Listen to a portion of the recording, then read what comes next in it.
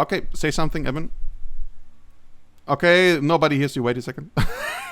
Say something again. Okay, wait, now I can hear the wait. Okay, don't say anything because now I can hear the Twitch. Okay, hello. Now we're online. God, oh, this is more stressful. I love it. Max makes this look so simple. Yeah. All right, hey everybody. So we're gonna be trying to finish this guy today. It's gonna be a good time, I think. We're gonna start off with the most painful thing anyone who does this kind of technique does, and that's fucking with your line art. Oh, it's gonna suck, but it's a good way of sort of tricking the eye into feeling more like this is a painting and less of a sort of colored drawing. So yeah. What do you guys think about this guy so far? Does he sort of fulfill the role of a Witcher hunter? I mean, apart from the kind of call out with the let's not call him Geralt, let's call him Bleralt. His head on the belt there. I don't know if everybody sees him, but he's right here. Bleralt. Yeah, I don't want to be too obvious. So yeah, how's everybody doing? You having a nice afternoon? Have you guys been working hard or hardly working? Are you sketching along? Oh yeah, that's a good question. Have you guys been sketching along? I really hope so. Otherwise, I would be a little disappointed. I mean, I'm not mad. I'm just a little disappointed. That'd be cool. Maybe I should give you a theme for the day if you're not doing if you're not also doing a Witcher hunter. Maybe you should. Oh yeah. We should just call this whole thing the Goblin Night stream because that's gonna be the theme all day every day. So yeah, for you guys who wanna start sketching along, it's my one call out to everybody who asks like, oh, what should I draw? Like always a Goblin Night. That'd be great. What do you think of the teaser for the Witcher TV show? I thought so I'm kind of on two worlds with it. On one side, I thought, it looked promising, okay? Like, Henry Cavill as a Witcher, that's cool. It's cool and all. It's not. Isn't it, though? Like, not for the costume choices and not for the thing, but he's a fine actor, and I'm sure he would and apparently he's a huge fan of the books. So, I think he, legit would be, is a good choice. He wanted the role, but I mean...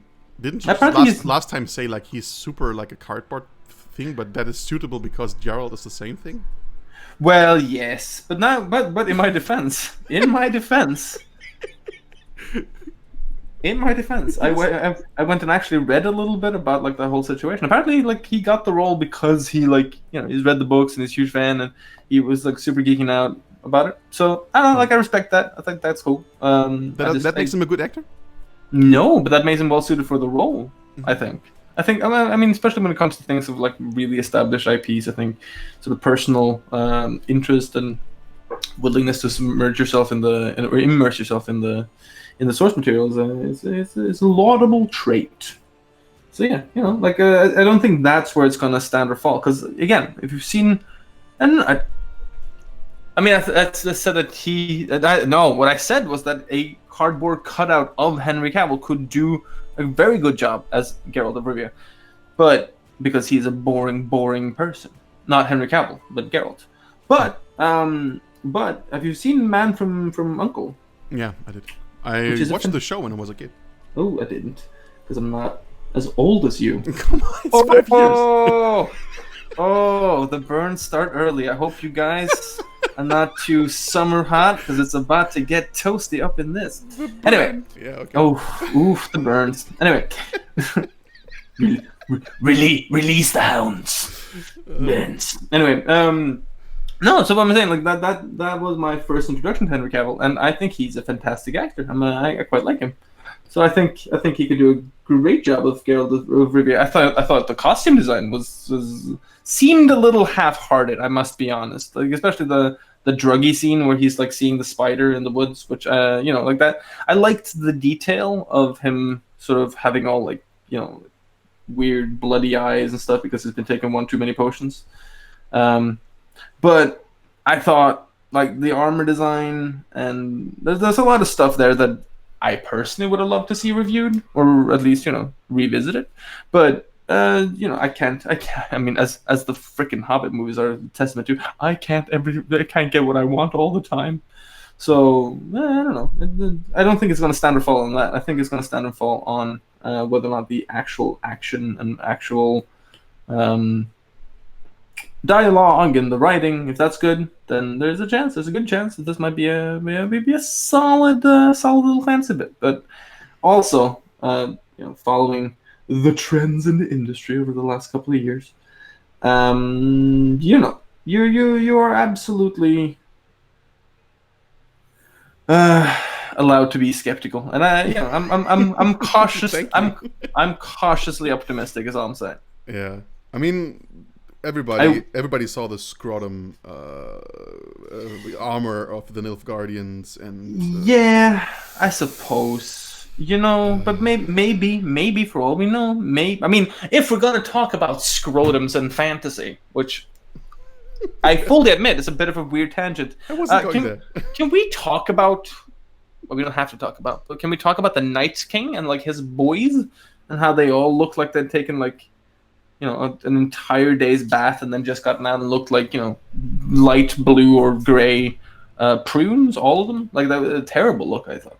Oh, you mean you went to the Game of Thrones now? Well, yeah, I'm still stuck on it, man. I'm not over it. I know. I kind of tried to play it off nice and light last time, but did you finish it?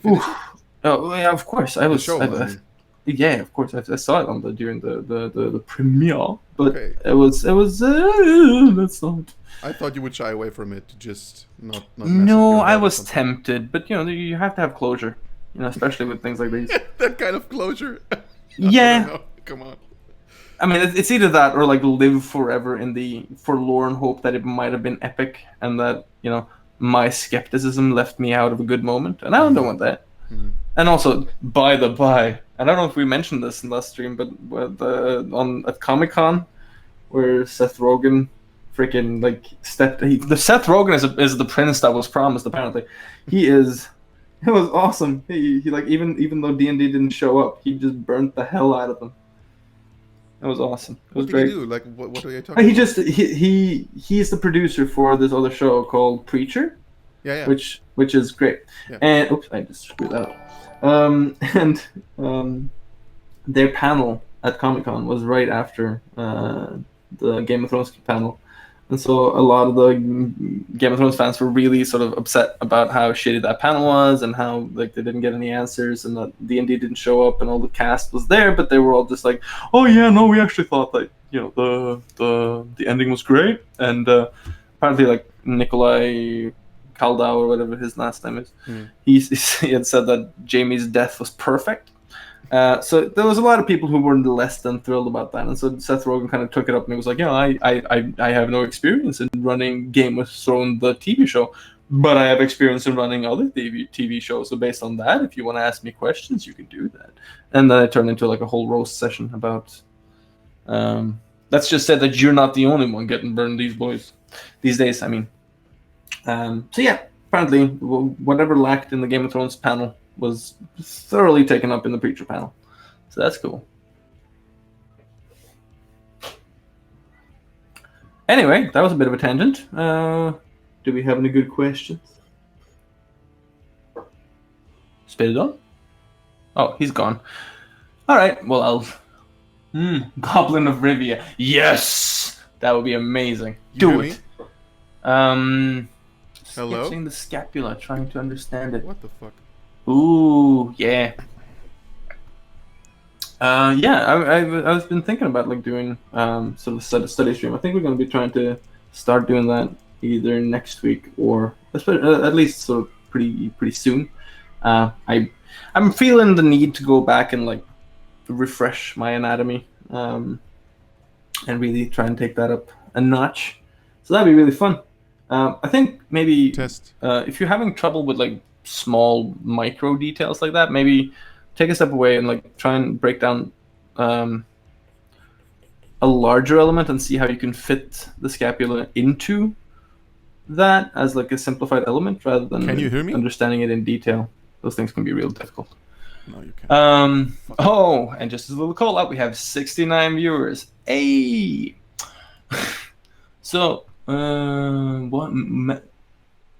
Oh, yeah, I heard that Mads Mikkelsen as Geralt. That would have been pretty kick-ass. But I think Mads Mikkelsen is just he's too interesting of a person to play that role. The problem with Geralt isn't like he's not irredeemable as a character, but his whole personality is essentially just I'm mysterious and dark, and I have a dark secret, and I'm also being people are having problems with me because I'm anyway. It's kind of like what's an example? It's kind of like Ready Player One, where like whatever problem is presented is easily solved by the superhero main character because of his innate talents, which just doesn't make for interesting. It doesn't make for an interesting fantasy, I think. Anyway, but that's subjective. Can you give a quick story how Tiny Project started? How much have I given? Oh, so you can hear me, but Evan can't hear me. Yeah, the Tiny Project was essentially. I'm sure I mentioned it a few times before, but it was a sort of sketch a day project that started in 2016, and then kind of just went on, and I tried to sort of add to it by creating little stories. And then became a little bit of an obsession of mine for a while. And then at some point I decided like 1 year, that's a good cutoff point. And so I went with it for a year. And by that time I'd created enough characters that I was interested in sort of pursuing. But then more than that, I started getting this feeling that there might be a bigger world there to follow. So apart from giving me a much larger sort of social media impact, which was really nice that people started following it and getting an interest. And Spirit on, who is not here anymore for some reason, started talking about like we should make books, and that was really cool. And I was like, because my original idea was just to give it out as like a PSD at the end of the year, and then he was like, no, we can make cool books and it'd be amazing, and we could make it more interesting, and people could get more out of it as a book. I was like, yeah, that's awesome, as long as I don't have to do anything, because I'm inherently a lazy person. And then he was like, yeah. So all hail to Spirit on for that. But yeah, I'm excited about showing you guys the things that I've been sort of writing and researching. And if you have any interest in sort of semi-historical fiction as background for fantasy, then we might be going in interesting ways. Man from U.N.C.L.E. was good. Oh yeah, I'm really hoping. I would love to see Guy Ritchie do some fantasy stuff. That would be amazing. Yeah, Superman's mouth was not good. I have not read Berserk. Kerrig, yes. But I think I would like to. I have a long reading list at the moment. But I hear Berserk is like fantastic, so it is definitely on the list. Elizor, hello from Brazil. Oh, nice. I miss Brazil. So cool. What are your tips to make better character poses? I think coolness is contextual, right? Like it's not there isn't one particular pose that makes anything cool. It's the intent of the original concept, and as you use a pose to support it, right? Like otherwise we're just going to be running into Spirit is trying to tell me something.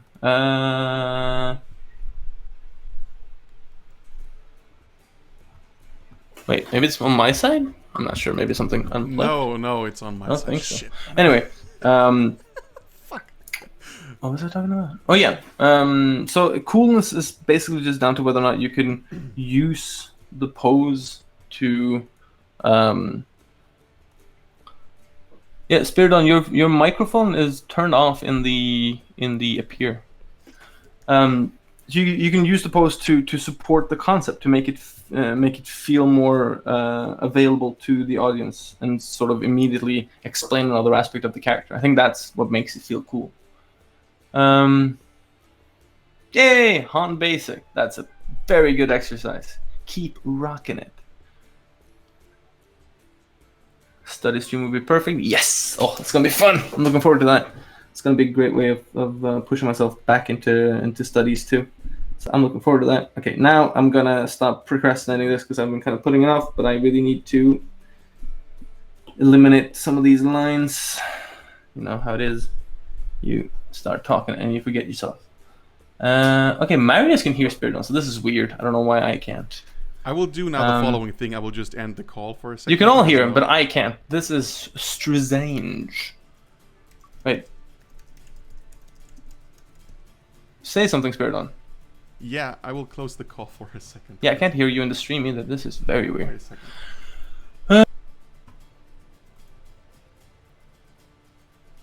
Thank you, Alex. I agree. You can hear me again, probably. Now I can hear you. Yay! Yeah. Spiridon. I had to join the call again. It's fucking weird. Okay. Okay. But yeah, I agree. Like, Geralt is just not like he would be a really fine sort of player stand-in the games, at least. If he would just shut up, you know, like Link. That's the perfect thing about Link. And I promise I'm not gonna like launch into my love for Zelda, but it was a brilliant thing to make him a mute protagonist, because then he's just a reflection of us as player. So yeah. Where were we? Which question was the last one? That was Geralt is really uninteresting. I'm just taking him as a go. He's so monotone, even in game. Yes, he really is. I again, like, Spiridon is a big fan of the books, and I'm ever caught by the fact that I haven't read the books more than like the start, but even the start was so goddamn self-serving. It's not like the problem is there's no interest in reading about a character who's perfect from the get-go. It's just not interesting. He's not perfect. How is he not perfect? Dude, in the books he's ugly, he can't have kids, he basically is full of scars. No. This beginning introduction to him is like his silvery white hair, and like it's not specifically spelled out that he's ugly at all.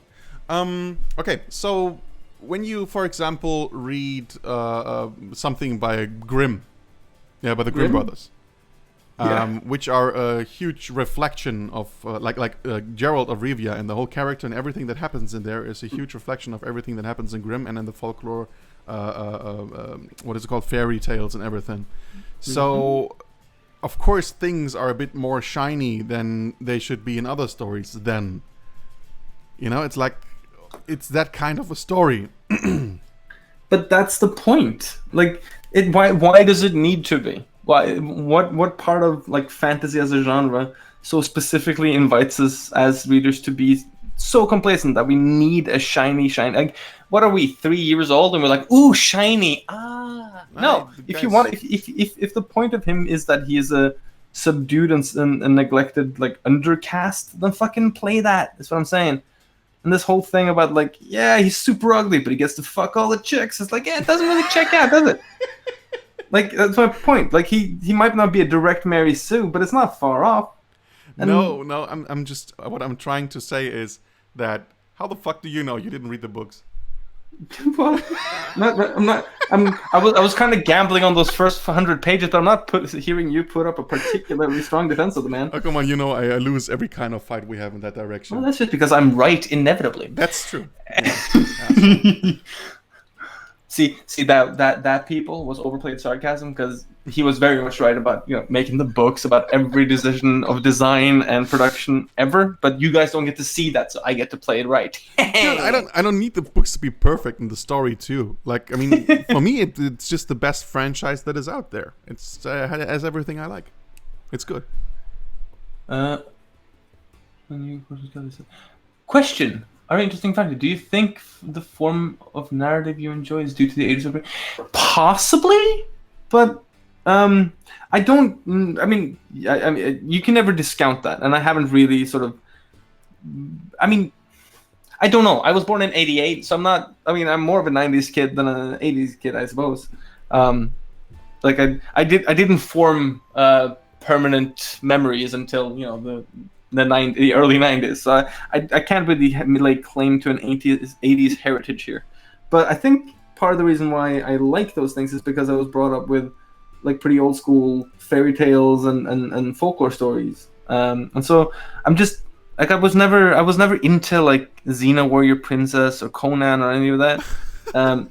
And like I'm not pissing on that heritage. Like I think Xena is fine for what it is, but I gotta say, like, you can give me like 4,000 Dragonheart movies, and they will never approach the glory that was Fellowship of the Ring. You know. And I think it was just because it carried fantasy back into what fantasy was always supposed to be, which is fantastic escapism, not like everyday coolness reflections. I always thought that was like kind of a letdown with that whole sort of period in the fantasy genre, was that it was just becoming its own sort of self-contained beast, and everyone was, Evan, wake up! I'm not sleeping. And everything was just kind of, you know, becoming its lowest common denominator, in my opinion. That's what I'm saying. I have all 3 books, and they are such an inspiration. Oh, I'm not sure if you're talking about the Witcher books or my books. No, he means yours. He means yours. How do we know though? Anyway, I'm going to assume you mean the Time books, in which case, yes, awesome. He says all 3 of your books. Oh, your books. All right. Well, I'm hard of reading, so you know, that's Let me just continue reading then. All right, you do it. Question: is reading a physical book better than listening to an audiobook? How are they different in terms of improving one's visual library? Oh, dude, it very much depends on the narrator. I will say, for example, I have read read Homer's Iliad once, but I've listened to it like 8 times because the narrator and the audible version is just good. It's pretty strong. So you know, it depends on the narrator when it comes to that. But I think the positive thing about an audiobook is that it allows you to sort of get through the material, and then you can go back and revisit it and read it physically. I kind of prefer that. I know a lot of people sort of prefer to do it the other way, but I always enjoy a book more on the second read through. So if I can get through the material once, then I usually I've overcome this sort of fear of not finishing, and then I can kind of enjoy just like playing detective and running through the material. So yeah, I think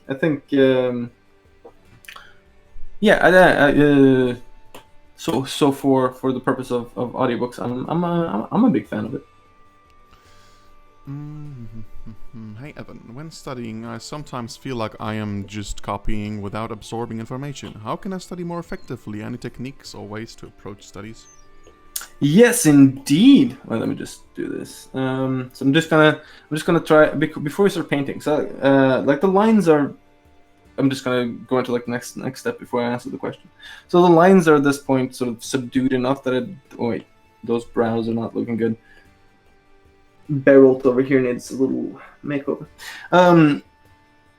So for studying, I'm usually very sort of specific with it. So I won't start like copying an image as much as I'll try and study and note down very specific elements of what it is that's going on in the reference material. So if I'm studying sort of a light situation, for example, I'll do a pure value study. But if I'm studying light and color, then I'll do purely light and color centric stuff.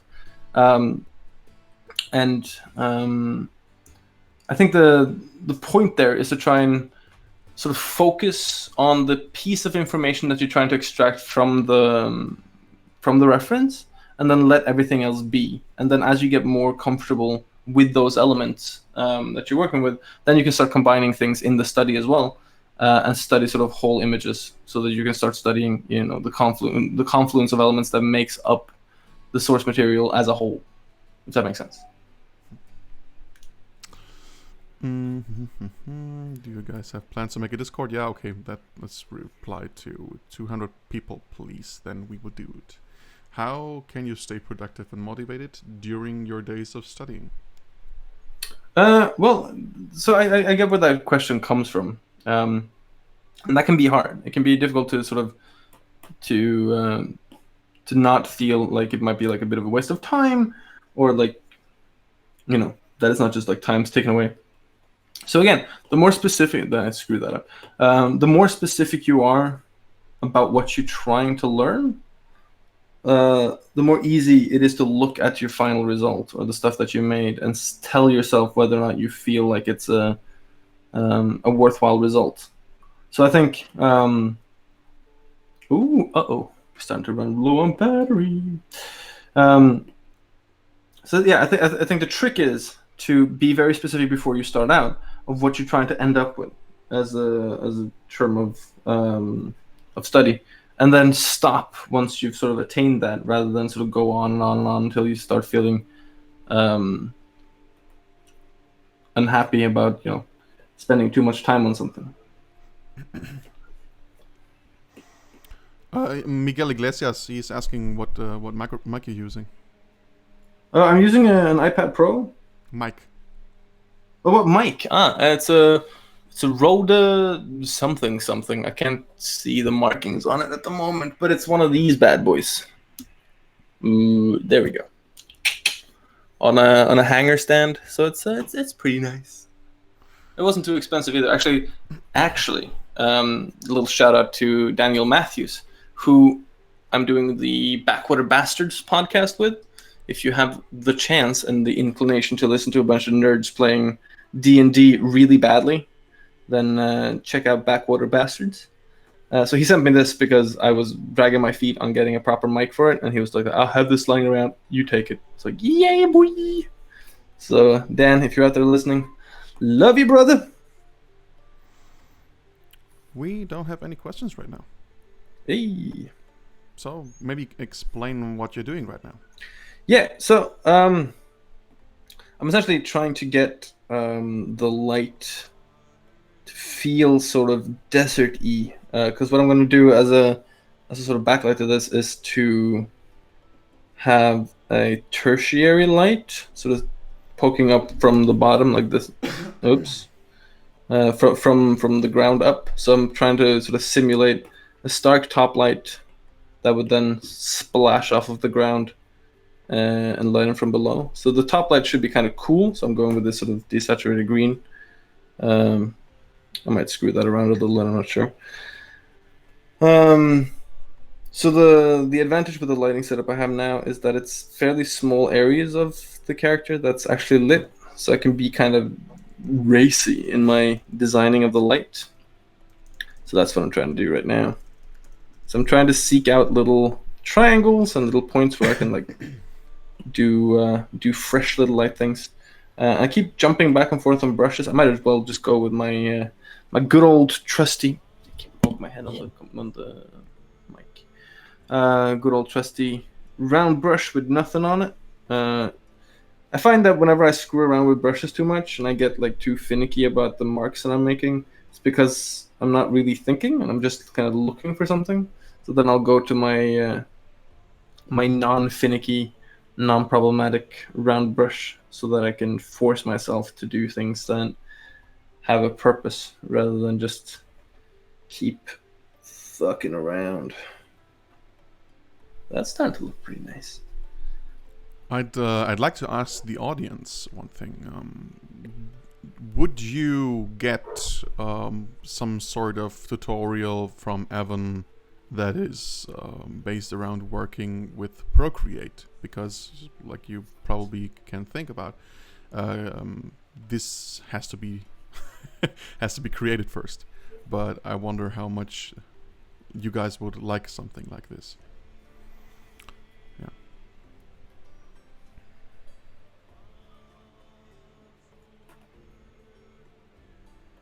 Wow, celebrity artist has his own chat reader. Well, yay! No, it's just because I'm very easily distracted. So if Spiridon wasn't here, as you might have noticed when I couldn't hear him for a little while, I don't get much done because I get very easily distracted. So it's good to have someone who can kind of take care of everything else. I hope I don't come off as like like a celebrity artist. No, I don't think that makes any sense. At the same time, it means that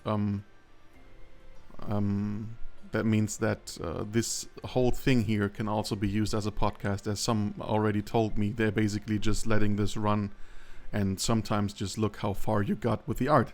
But at the same time, they don't have to drop in and find out what the fuck you are answering right now because it has been read by some guy. It's true too. Yeah. And it's just it's nice. Spiridon and I hang out a bunch, just on like a pier. How do you pronounce? Is it app pier or is it app pair? I don't know. It's a pier, but it's like an app, so it's like a pier in. Okay. Hey, it's Max Grecke. He's raiding us. Hey, hey, Max.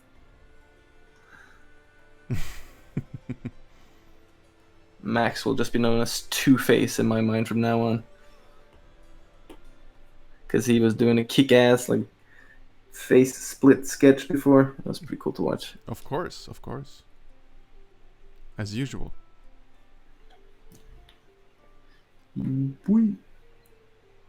What does tine mean? So, that was actually the basis, like the first video I ever posted, I think, was just about that. Tine means, first and foremost, it means to draw. Tine, it means draw. And it also means sign. And it can mean omen. So it's kind of all of those things combined. I'm still kind of continuously trying to weave that into the narratives that I write for things, because symbolism is interesting. So symbol more than sign, I guess. Symbolism is fun, and you can kind of play with it, but it also takes like cleverness. So I'm still working on that because I'm not. I think if you ask Spiridon in a moment of honesty, he will attribute many nice things to me, but particular cleverness is not really my strength. Oh, fuck off. I never said you're stupid. No. There's a difference between intelligence and cleverness. My point is I couldn't figure out shit. There's a reason why you had to like drag me into the whole bookmaking thing in the first place. It was because I was getting sort of flop sweats at the very idea, and then you proffered the idea, and I was like, oh, I'll ask some people I know, and then I ended up with like a kind of shitty deal from a publisher that shall not have been mentioned, and I mentioned that to you, and you were like, fuck that, we're making it ourselves. It's like, okay, sir, let's do it.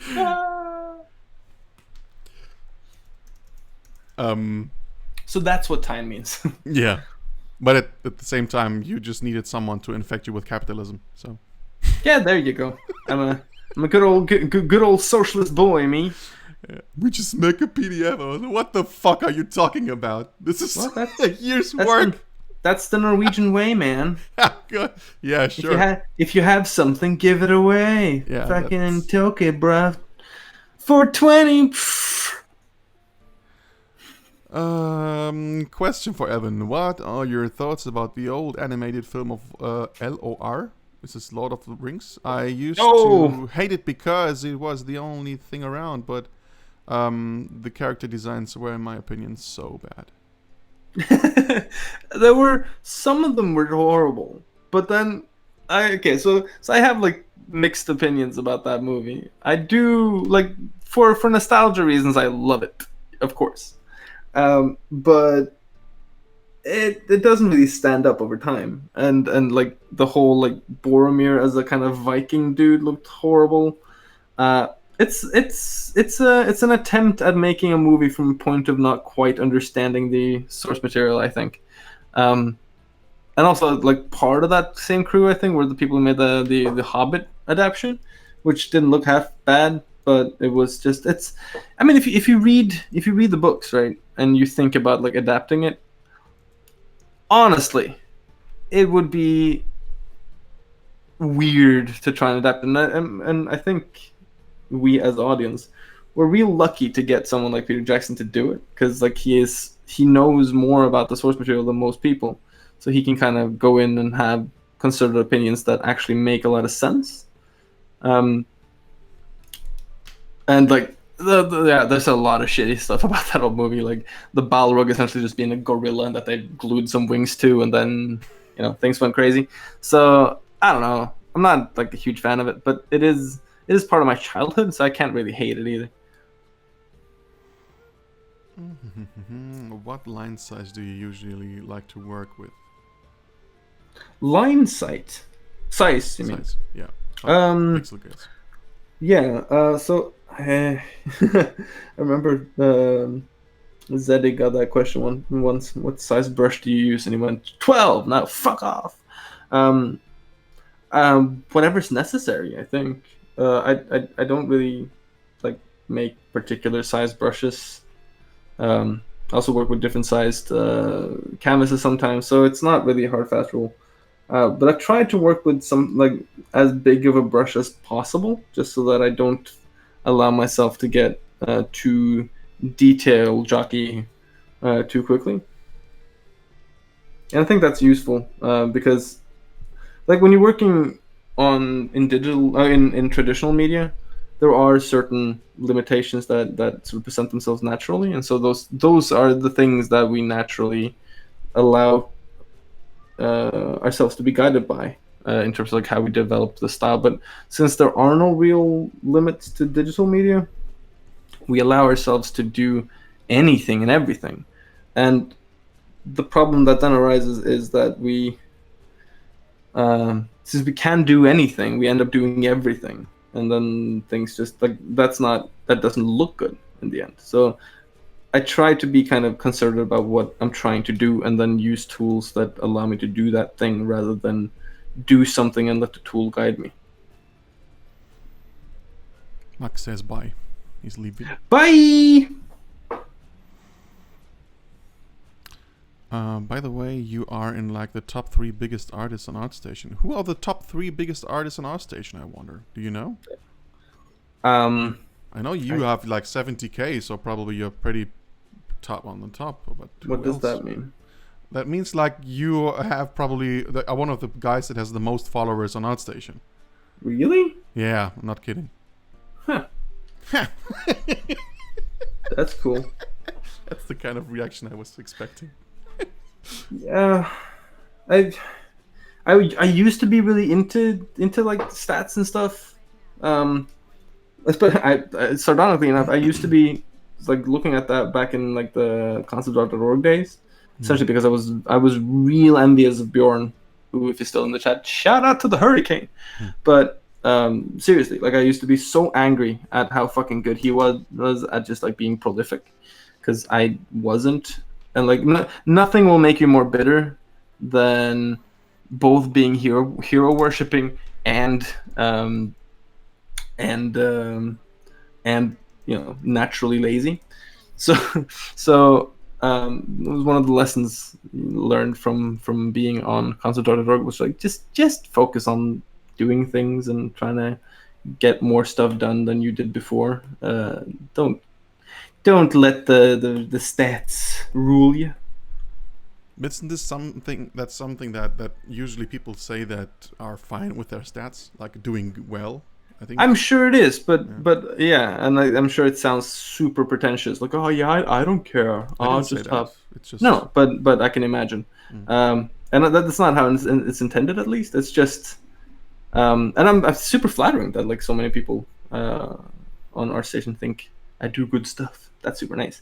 But yeah, I try not to think too much about it.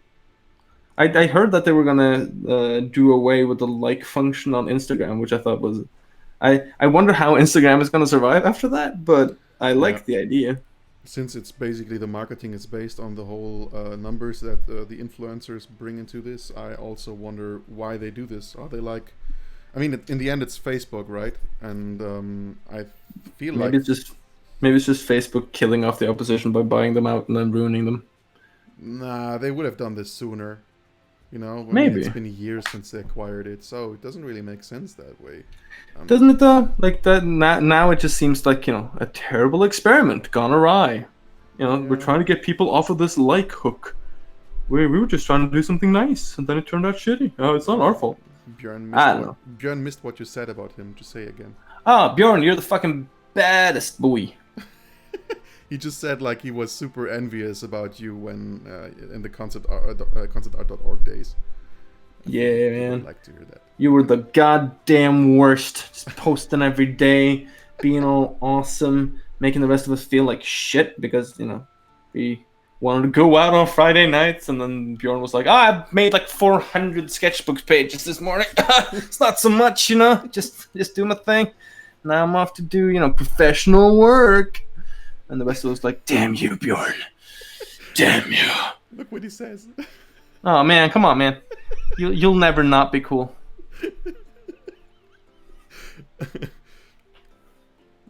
God, you guys. Man, that's the one thing I pity about this new generation. And yes, that makes me feel old to say, but they will never live in the glory era of the Hurricane. That sounded like you were dying. That's not what I meant. No, I mean, like there's just it's hard to explain the glory of those times without sounding like, like a First World War poet or something. But yeah, that was glorious. Keep digging that hole. Oh yeah. I am a dwarf and I'm digging a hole, diggy diggy hole. No, it was a good time. I miss those days. You gonna make a background, by the way? I don't know. I don't think so. I might do like a little sort of loosey brushy thing, but I'm feeling pretty good about like just the soul design of this. I think I might leave it simple. All right, that top light is working pretty nice. So let's start making it hot up in this one. So what I'm going to start with is doing a soft light, because I want to lay in like the soft light color first and then use maybe an add or a hard light to call out little highlights if there are any.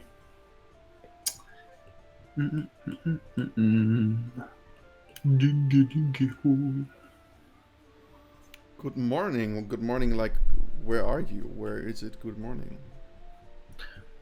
Setael.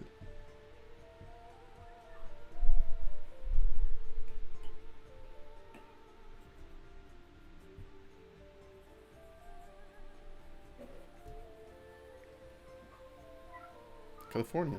Oh yeah. Oh damn, California. Yeah, I'm looking forward to go there. Oh yeah, Spiridon is going to be at the Lightbox. Yeah. I just figured out I will be there one day earlier and one day later, also to spend some time with the peeps.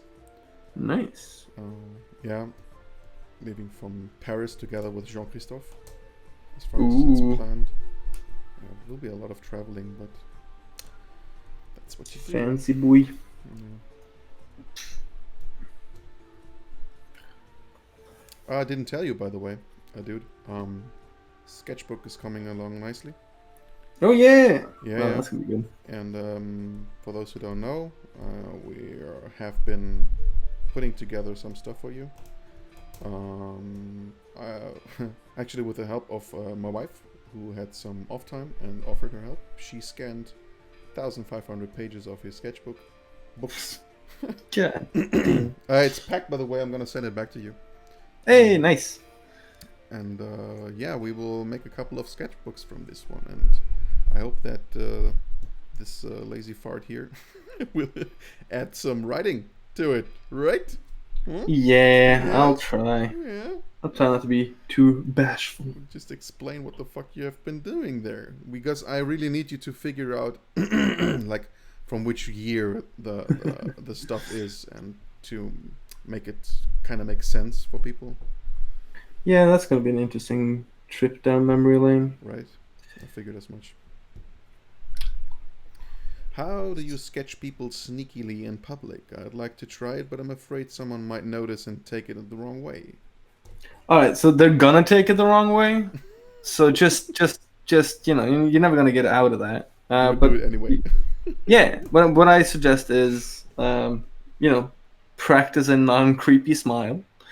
That helps, and also just like it doesn't take much, right? Like go to a coffee shop, find your model, and start spotting out like their go-to gestures and positions. Usually, if they're at a cafe, it'll be between like a cell phone, a book, and a cup of coffee. So you can get like a good couple of poses in one drawing, which is super nice. So yeah, but it's as with anything else, it's just practice. You just gotta get that practice in, boy. Sunglasses.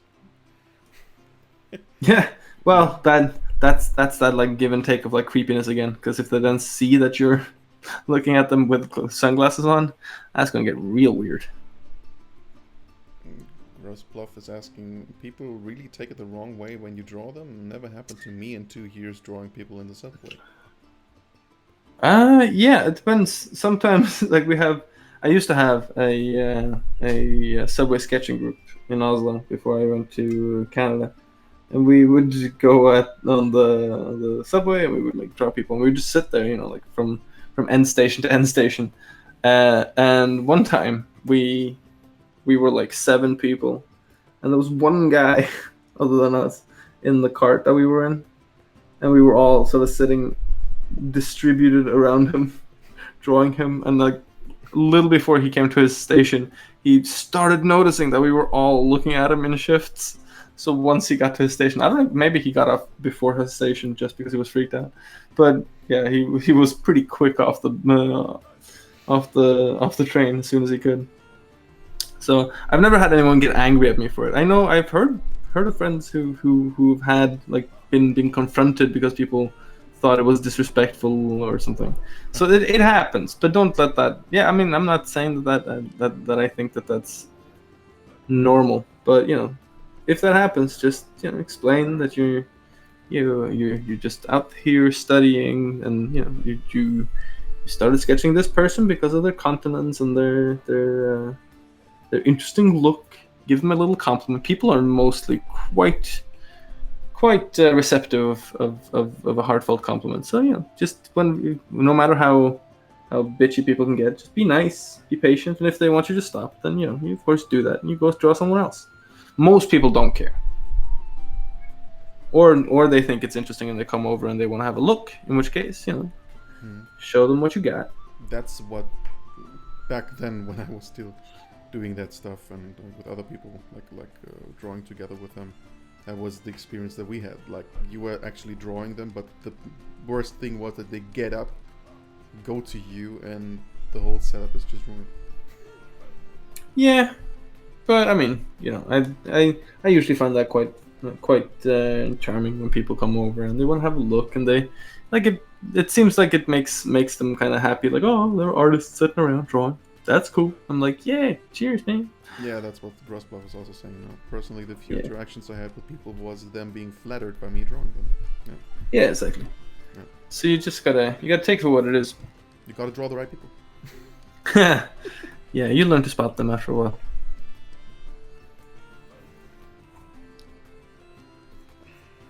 Anybody else know any other sort of good fantasy things that's coming up, or sci-fi? Like, I'm excited about the Dune movie, for example. I know a lot of people weren't huge fans of what Villeneuve did with the Blade Runner series, but for what they were, I really liked the movie. I like the movie, but yeah.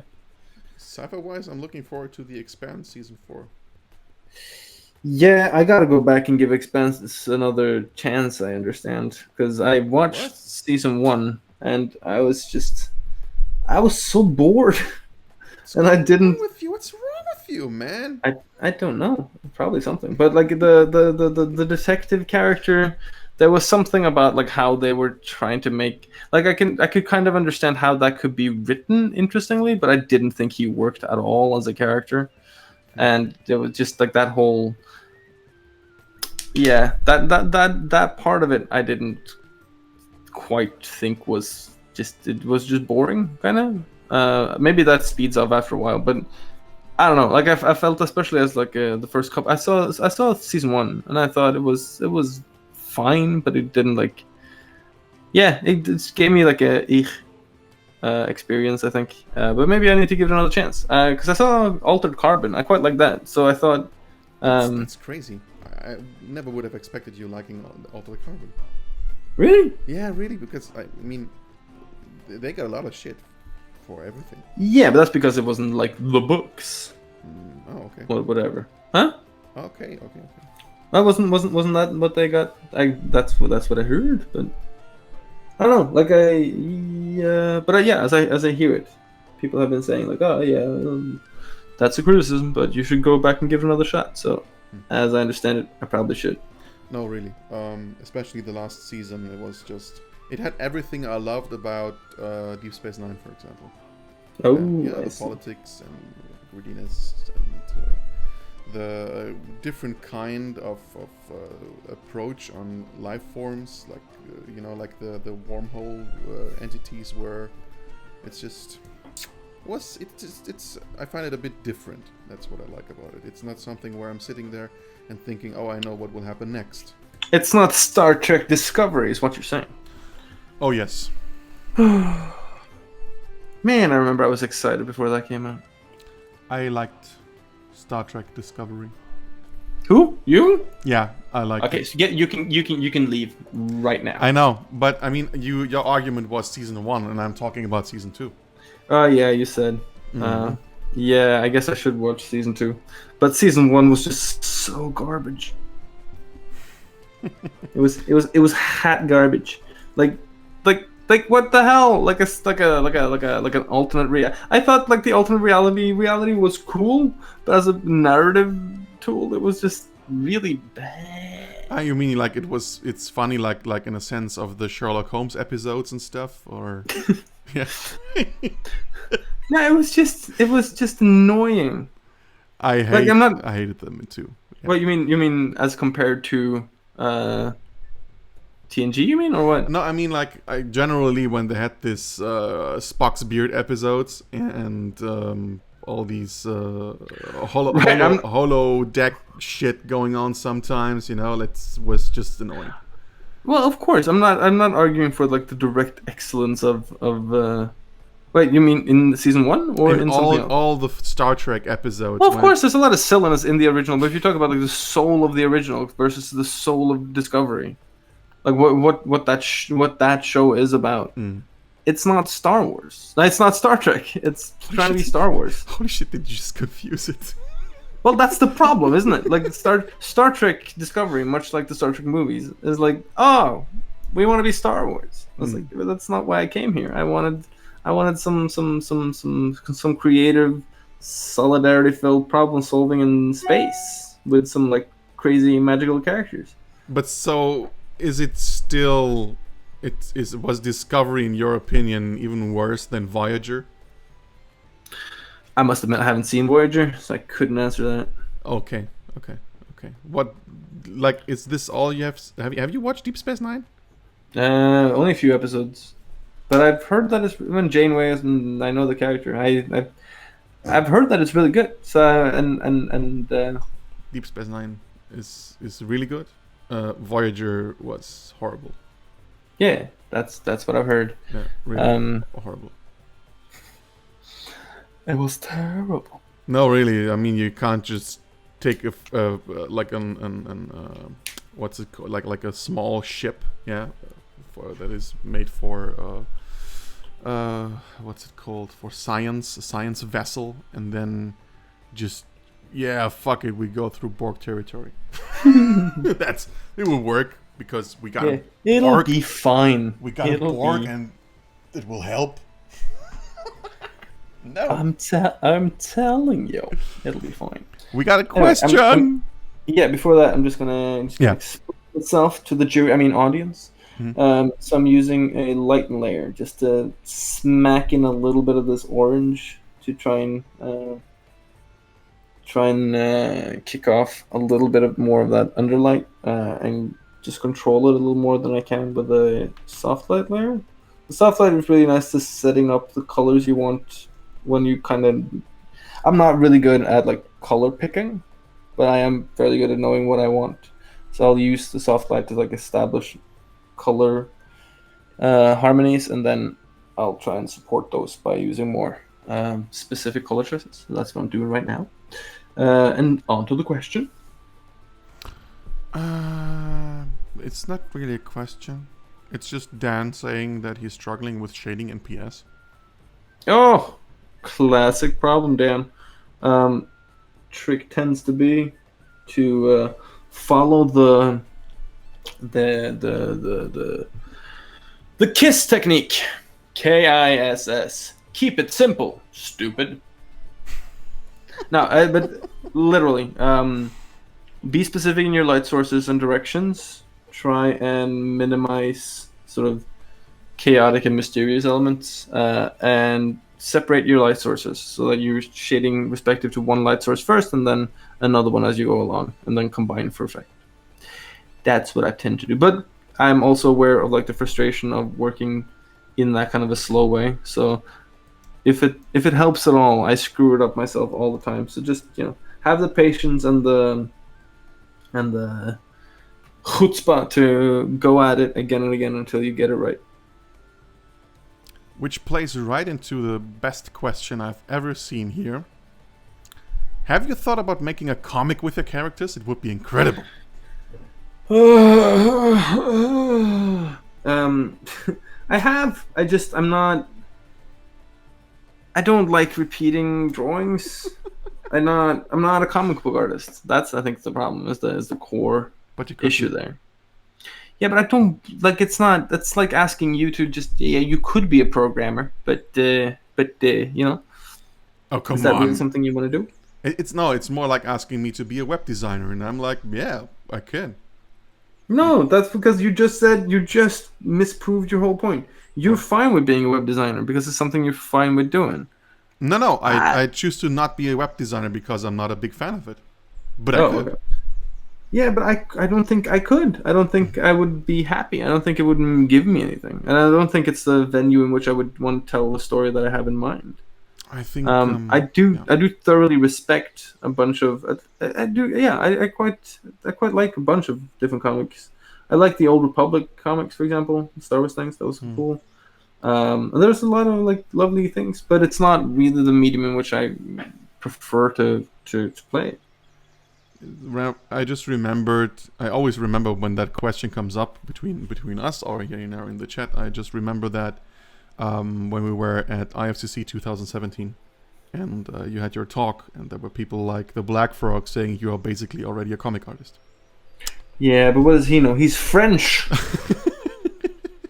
But you are, like, the style that you use, the perspective that you use, you are good with the movement and everything. It's all there. You basically just put it in panels, then it's the same thing. You already do it. Maybe. Well, I'm not. Yeah, I mean, don't knock it till you try it, as Michelle Wolfe said. Don't knock it till you try it, but when you do try it, really knock it, because you got to get that baby out of there. Yeah, maybe. Who knows? The future is long, hopefully. What is this French bashing? I'm disappointed, Evan. Shame, Miss Grossbluff saying. Oh no, I love the French. I do. I spent a year in England, so I'm irreversibly changed now. Like the French are a proud and historical people, and those are the ones that are fun to poke at. Like I as Norwegian, for example, historically we are set in our way to make fun of the Swedes. That's because the Swedes used to be our overlords. And in the same way, the Brits make fun of the French because the French used to, and arguably at least now, are just better people. So take it as a compliment. But no, I love the French. France is awesome, and thank goodness for them. Except Napoleon, you could have done without that guy. I thought he was a bit of a prick. But you've redeemed yourself after that, so you good. We good. About the previous thing, it's Hatray says it's like being a UI designer, and someone asked me why I'm not a web developer, because UI designer is more fun to work than just patching errors and shits. But it's not comparable. Like I said, like Evan already basically is drawing in everything is a comic, but just without the panel. In my opinion, the doodles, for example, that you do, the line arts and everything, and the minimal shading. If you put this in a comic, it would be perfect, and it would make the story accessible to a very big audience. Yeah, but maybe I don't want it to be accessible to big audience. Come on. Maybe I want people to work for my stories. Maybe I have deep themes to tell them. Yeah. I don't know. No, maybe. I mean, that whole question is it's possible. I will say that. I don't know. I've never looked at a comic and thought to myself, that's what I want to do. Yeah, but that's fine. Maybe you haven't looked at enough comics. That's possible. And maybe now, you just need to do it better. Possible. But for right now, I just want to draw pretty pictures. Yeah. Dan is asking, what do you think of the Bard drawing course? Ooh, well, Bard is pretty great. But it's not really a drawing course, in my opinion. It's a painting course without color, which is fine. Like, it teaches you everything you need to know about color, about light. I mean, but I think the difference between painting and drawing is the effective use of planes versus the effective use of lines. And Barg doesn't really do the latter much, apart from like establishing where he wants to go in and use his values. So I think it's really great for what it is, but I don't particularly think it's very useful for improving drawing skills. I mean, it of course it can be, but I'm personally I prefer. There are others that I prefer more, but yeah, I will say I quite think it's excellent.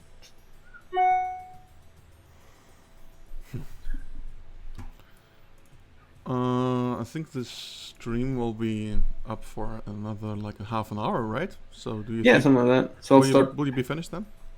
Um, I don't know. I feel like maybe we haven't gotten far enough. I'll see where we are at the end of this, but I'll try and throw in some sweet rendering. So what I'm gonna do right now is to copy everything, paste it. So we're gonna use this as a bit of a defining point. And then I'm gonna start. First, I'm gonna go in with a smudge tool and just move things a little, and use that to clean it up. And then I'm gonna start using selections and paint specifically.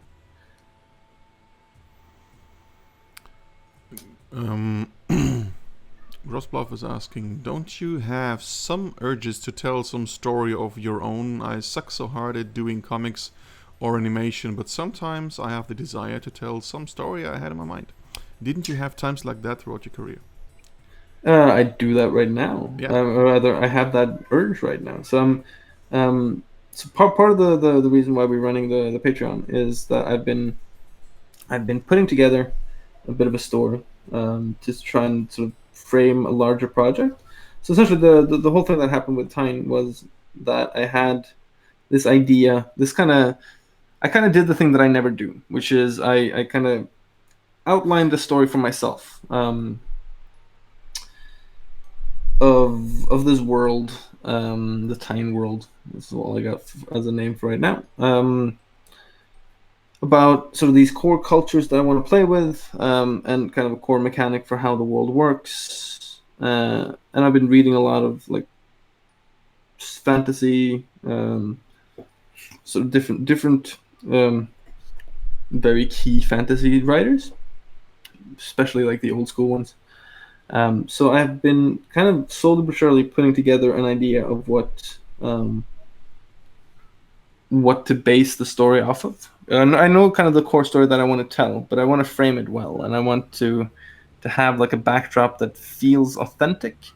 And so I've been writing and researching and jotting down ideas for about half a year now, and I have a bunch of pages that I'm gonna start sort of breaking down into a more clear-cut story.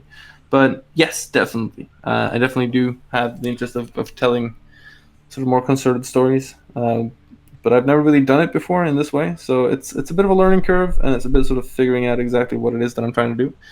But little by little, hopefully we'll be able to sort of show you that story on the Patreon. So hopefully you'll join up and have a look and you know, see if you can, if you ain't interested. And also, I think part of the Patreon will be to sort of try and get, you know, see if people are interested in interacting with it and playing with the development of it. So a couple of the characters we've been posting, for example, have been characters that I have been making to sort of nail down certain aspects. So like the Orlauf character, for example, is one of the key characters in the story.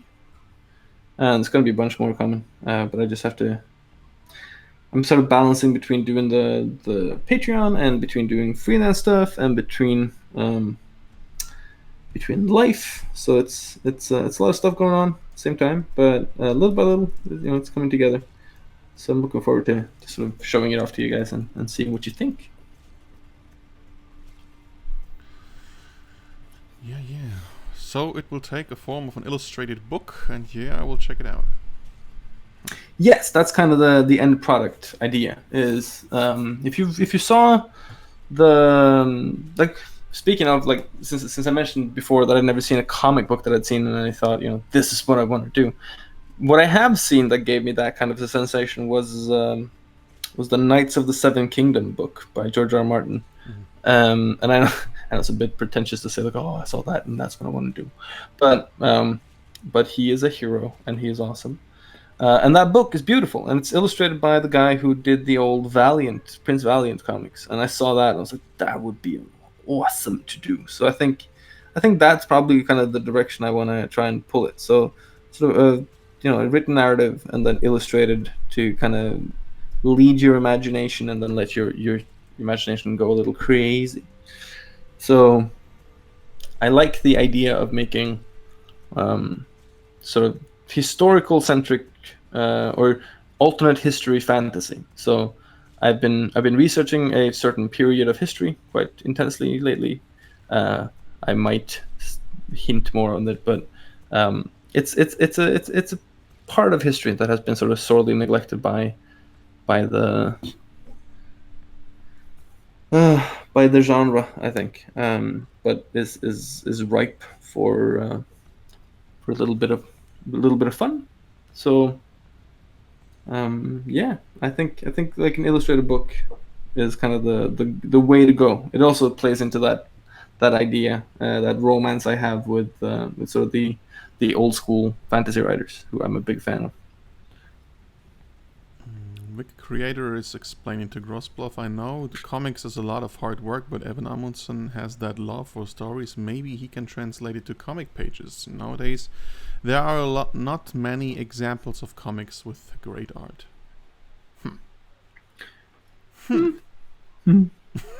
I appreciate the compliment. And he's also saying Jesper Eising, Evan Amundsen, Tino Tedesco, and Nathan Fox are his inspirational references right now. That is way too cool of a list for me to be on it. I mean, I don't want to be self-deprecating, but I shared a studio with Jesper, and I mean, I'm working on it, but I'm not. I mean, you should see that guy work. I'm not on his level quite yet, but I'm getting there. I'm gonna catch you, old man. If you're listening, Jesper, I'm gonna catch you. You're just two different kinds of artists. He's a painter, you're a draftsman. Yeah, but you won't work like he does. No, but you can still sort of determine appreciable levels of things, and there's just an elegance in his work that I'm still shy of, and yeah, no, there's a quality to his draftsmanship, and there's man, I'm gonna start blushing from all this fanboying. But seriously, like working next to someone like that for a year, it's a nice exercise in humility, because he would never say it, but he is an incredible artist. It's funny because he's talking the same way about Carl.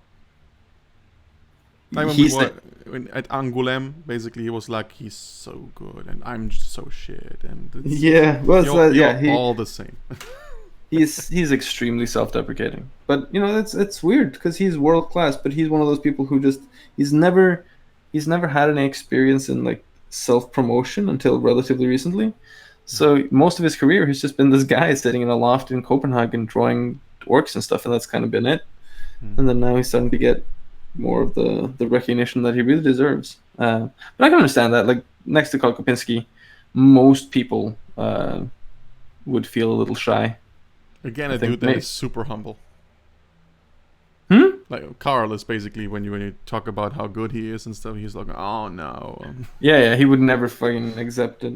I think even worse than Carl or Jesper or even me is Paul Dainton, who I've met a couple of times, and like if you don't know who Paul Dainton is, he is essentially the guy who established the entire style for the Games Workshop franchise.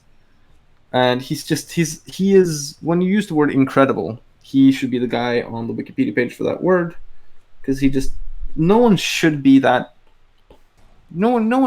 Paul, but he is.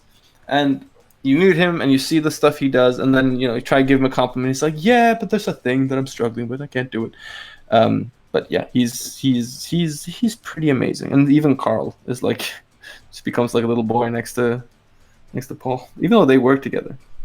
But Paul Dayton is a master. He's an absolute legend. Yeah, but he doesn't share his stuff at all. Like he doesn't he has give like a shit. he's got like 7 pictures on his ArtStation page. Like, Because he just does not care, even less than me. He's just like, these young people. Cullen is asking if you ever read The Last Hero by Terry Pratchett and Paul Kidby. Which one is that again? Because I've read most of what Terry Pratchett has written. I don't know. Last Hero. That's Paul. Let me Google that.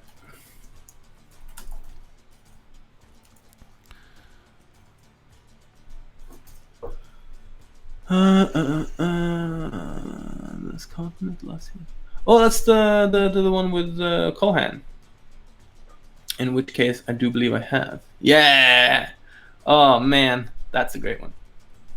I still think my favorite Pratchett book is The Night Watch, the one where Vimes goes back in time. It's just that the ending is so heartbreaking and beautiful, and it betrays such a depth of understanding of like everything that book hints at and feeds into. So you're left after this hilarious story with essentially the author just fucking bashing you over the head with this common misunderstanding we have culturally. Like, he does that so often too. Like Terry Pratchett is, if you haven't read him and you like fantasy, and you're thinking like, yeah, I like fantasy, but I like it for the serious themes. I don't read Terry Pratchett, he's a comedian. That was my kind of thinking before I read him. And then you go and read him and you're like, whoa.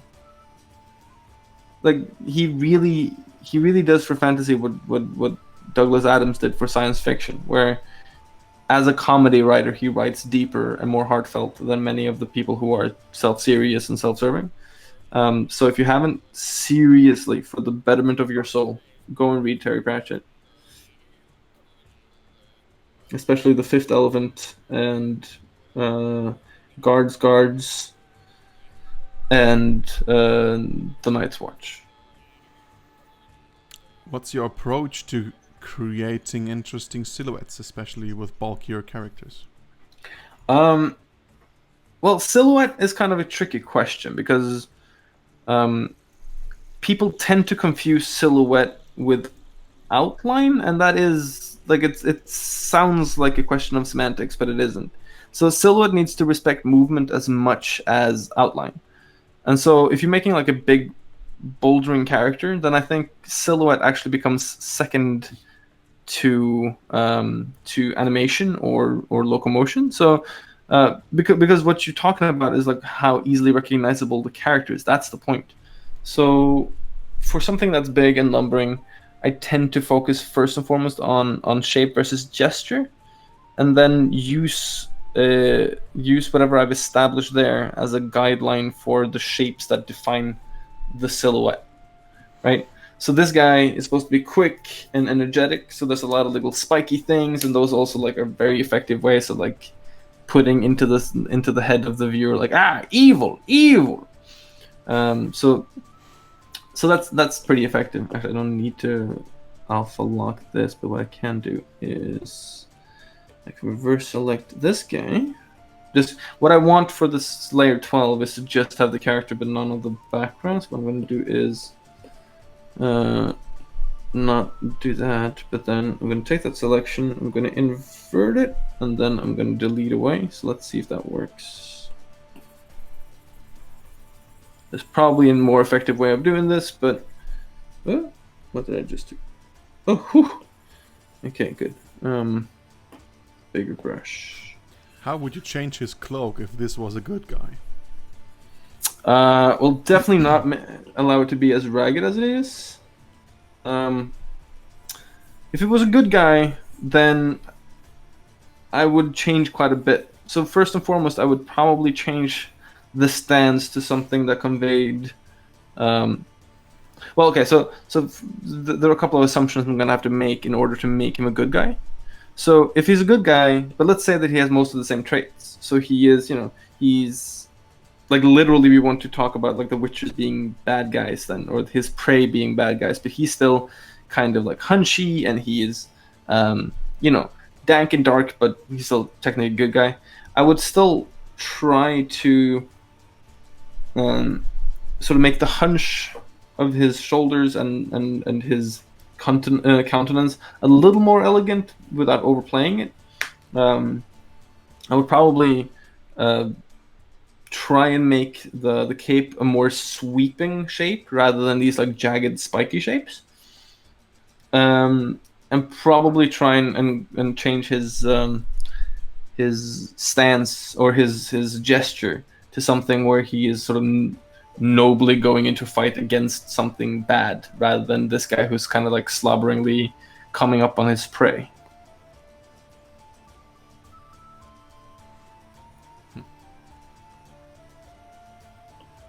If that makes any kind of sense. To me, it does. Hey. I think we got like 10, 20 more minutes. Yeah. Oh wait, so I'm just gonna turn that off. Okay, so what I'm gonna do for the last, I'm gonna try and finish this now, so we can start fresh on the next one. Mm-hmm. So what I'm gonna do is a couple of like little cheaty things. First, I'm gonna use. I don't have a lot of special brushes, but I have a few that I received from Nikolai Lockertson. So I'm not sure if he has a brush set out or something, but if he does, then you should go get it, because he's got great brushes, and he's been working with the good people at Procreate for a long time, so he's pretty great. So he has got one scatter brush that he uses for he calls it the Fury brush, but I like it as a scatter brush, so I put that to the smudge tool, and then use it to just destroy outlines. So it makes fur pretty effectively, and sort of breaks up lines and stuff quite well. This is a good thing to do to sort of soften up shapes so that they don't attract the eye as much, which means that the places where I do have sharp detail, the eye will automatically migrate there. That's quite useful. So that's the first thing I'm gonna do. It's not gonna go in like real hard, but I'm just gonna break up the places where I find it obnoxious that there are, so these attention stealing things. After we've done that, I'm gonna I think I'm just gonna go over with a last little add layer and pop out some highlights, and then the last color dodge on top to add some nice color dodge effects on the highlights, and then I think we can call it done. We could keep going with this if people are interested to see like how you go into like real fine render, but I think if we're gonna do that, I would rather like plan that out for like a I would probably do a different kind of sketch for that. Like I would probably have gone in earlier and really cleaned up the lines, because I have a lot of little like exploratory lines still that we would have to like paint them out, all of them. And there's a lot of like detritus in this that would take some time to clean up, and it would be kind of boring to watch, and it would definitely be kind of boring to do. So I think we can try and do that if people are into it for a future sketch. We got a couple of characters for Tyne coming up anyway, and I think yeah, it's true. It yeah, and those are more detailed and stuff. I still like there are things that I still do in my process that are such a waste of time, and that I have to learn to like change. For example, these like stray hair things, like I'll block them in the beginning, and inevitably it'll come back, and I'll be like, oh yeah, I should have waited. I should have not done that now. I should have done that later. And then now I'm gonna sit and blah. Same for his hair. Like it looks like a freaking mess. It's so fun to draw, and then when you try to paint it, it's like turns awful. Anyway, if you have questions, now's a good time. Do you have any recommendations for learning more about shape language? It seems kind of ambiguous. Yeah, shape language is super ambiguous, and it really only pertains to more abstract work. When I say abstract, I mean stylized. So there is no hard, kind of like with color theory, there is no hard, fast rule here. It's essentially just a systemization of association. So in Western culture, for example, we tend to use red as an aggressive or noble or evil color. So that can mean literally anything, even just within the canon of Western culture. But then, and like white is good and dark is bad or black is bad. But then, in Asian culture, black tends to be an entirely different associated color, and white is usually seen as something entirely different as well. It doesn't carry with it, for example, the element of purity that it does in Western culture. So there's essentially just you have to have context. I mean, it is with color and these things as it is with these kind of ideas of cool. It's context, and it's how you portray context to the audience. So if you can make a visual explanation of why your choices in this or the other is a good idea, then it'll work. And if you can't, then it by necessity won't. So part of the reason why I tend to be quite critical of like cliche fantasy choices is because it's not that they're bad, it's that they're lazy. It's that they haven't established anything. They've just whoever designed a lot of these things just kind of borrowed the design from either a specific other fantasy universe, or they just kind of took the general presumption of the like shared fantasy universe, which again, like that gets boring real quick. So take the time, make your own concepts. So Paints-A-Lot is asking, I would like to know if you have studied the design fundamentals and in which way. I mean, it depends on what fundamentals, really.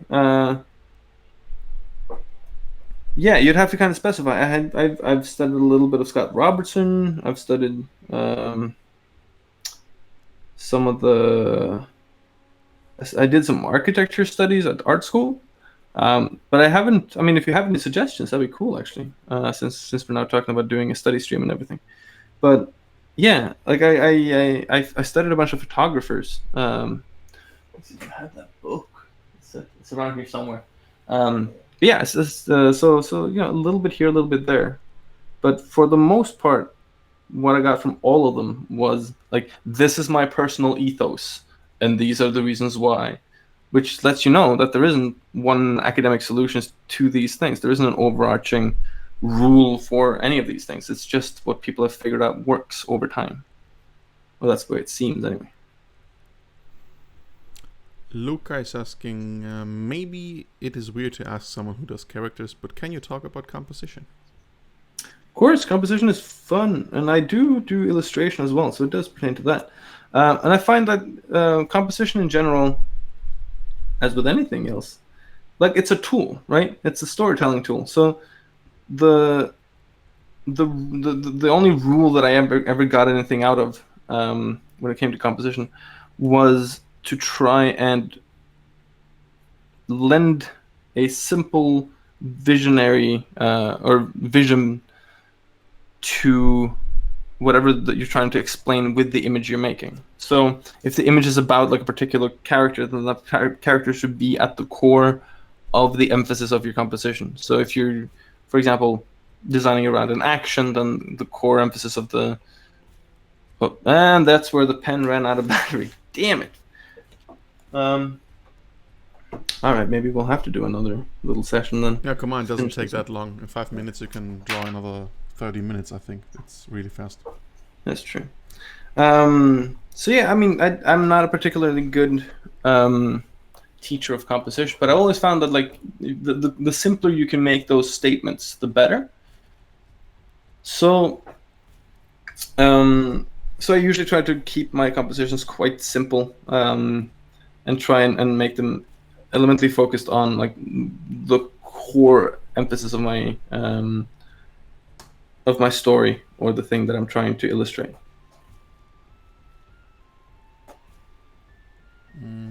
Oh yeah, so Paints-A-Lot was asking you earlier about the design fundamentals, and he says, I mean the core design principles like contrast, hierarchy, balance, etc. Yeah, so all of these are they're what you would call organizational statements, right? So by using contrast, for example, you should centralize higher contrast around points of interest and allow lower points of interest to recede into the background by eliminating or downplaying the contrast there.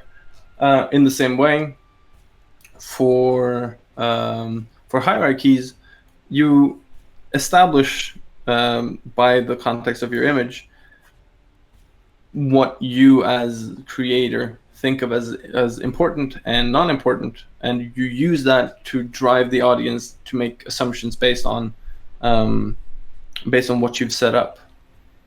In terms of balance, again, like if it's something, like, just ask yourself, if you're making a battlefield image, for example, and you want to make it seem like things are sort of falling apart and your guys are losing and you're being driven back, then you want an unbalanced composition that feels unbalanced, so that the audience, when they see it, feel unbalanced. And otherwise, if you're having the clashing of two opposing forces, then sort of a pyramid balanced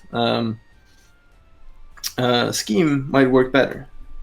So all of these things, we talk about them as design fundamentals, but they're really just tools. So you just have to think about it as relationships between elements. So contrast is just a relationship of values. Balance is just a relationship of object placement. Hierarchy is a relationship of importance. All right, I'm going to try again. Yeah, we're back.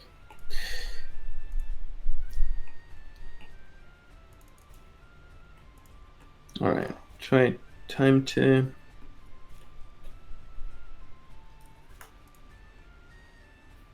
play up some highlights. Oops. There we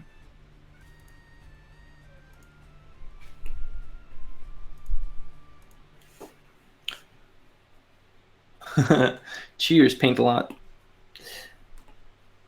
Anybody else for questions? Come on, people. We're running down let's say we do another 10 minutes just so I can pop some sweet highlights on this guy. And then I think we're going to call it a day.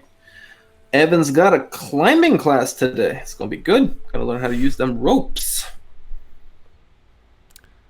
Luca is saying, thank you. So it's better to stick to simple compositions instead of trying to be too much original and messing things up. Yeah, like I think keeping it simple is a good idea. And then the more competent you become in the use of simple elements, the more elegantly you can use them and add them together for sort of complex effects, right? But I think it literally comes down to how aware and how specific you are in the statements that you want to make. Ooh, I just realized that because I have the screen reflected on my larger screen, I can use that for like a second reference look. That's really nice, actually. It's everything is about fundamentals when it comes to these kinds of things, I think, anyway. So if you can reduce your story down into a simple statement, then you can reflect that simple statement in a simple composition. And if you can do that in a simple composition, then you can always add layers of information on top of that to add complexity. But elegance comes from simplicity, so be aware of that.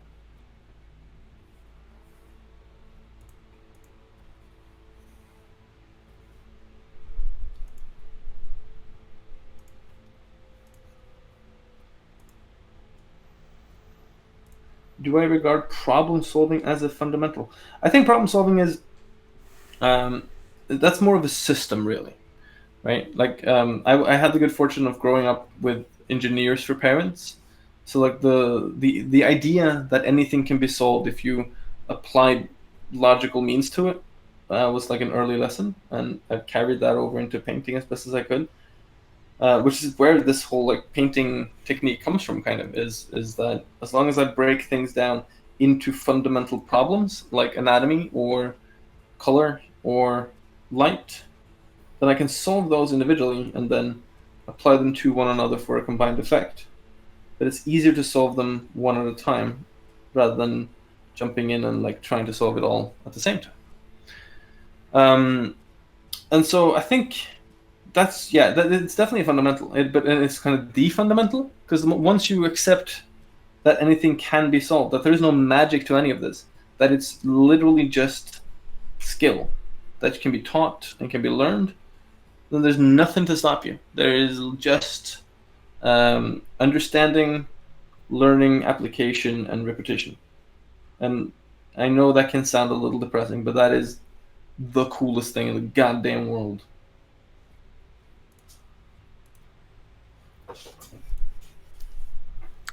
Have you guys read the Ilium books? No, Ilium. Ilium. Never heard. I cannot say I have. Please tell me about them. Give me the elevator pitch if you can. That would be awesome. I'm always interested in hearing about new. It is by Dan Simmons. Dan Simmons. Never heard the name actually, but what are they about? What's the? When did you start drawing, and when did you decide to be a professional artist? With that stereotype of artist not earning anything, what still made you do it? So I'm very fortunate because, as I kind of mentioned before, I am by nature a pretty lazy man, and because I had a big sister who was very much a teenage rebel, I was kind of like, I'll go with the flow. I don't really mind. And so the Norwegian school system like really paid out for me, because I was allowed to go to a school that offered specialization in art and sort of arts and crafts kind of. And so I got to sort of delve into that for 3 years. And after that, I had an art teacher who had contacts or knew people who were teachers at an art school in Oslo. So I knew about that school, so I applied to it after I finished high school, and I got in, so I got to go there. And then after that, that school had contacts with a school in England, in Cornwall, called the University College Falmouth.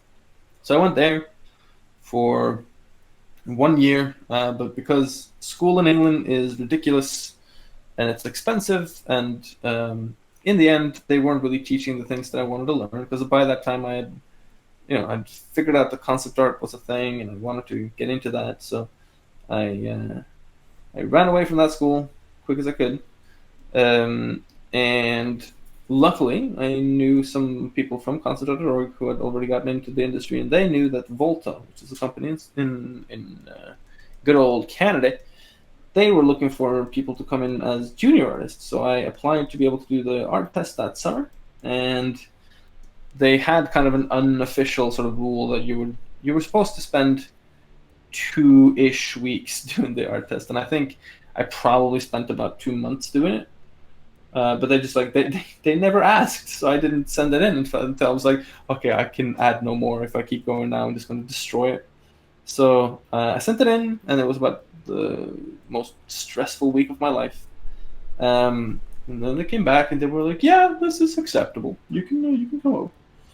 And so I did.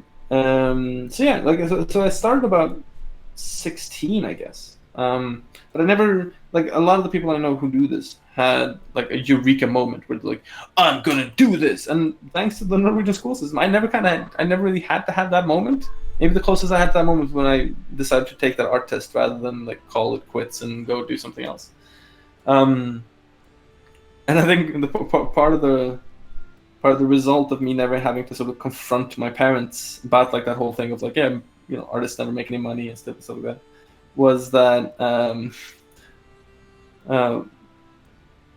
part of the result is that my mom, up until when I moved back to Oslo, would always like research universities in the cities I moved to, and be like, "Oh, look at that! I mean, I know you got a job, but if you ever feel like it, you could always take some math courses. If this whole painting thing doesn't work out."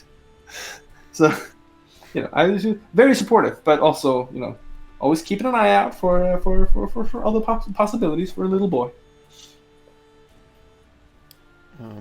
The book that was mentioned, too long to write in here. It starts with a guy, professor on classic literature, expert on Homer. How do you say? Mhm. Do you Homer. say Homer? Yeah. Well, in Greek it's Omidos, and he is sent by the Greek gods to check that the War of Troy happens exactly as the book from Homer. Okay. That sounds interesting. And apparently the same dude made a book which is called Hyperion, and it's very good. Very cool. All right. Best science fiction book that Gross Bluff has ever read. Damn. All right. Well, I will put that on the list. Sounds promising. Alexandra is saying, my mom did that too, part of the reason I studied architecture, not art.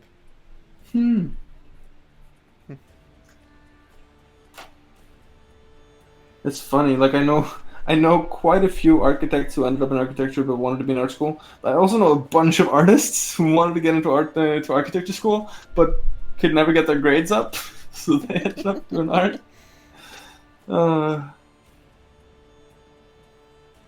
What is Hyperion about? Can you put it a little bit together, since you all are hyping the book so much? Because I'm looking for new shit to read. Ooh.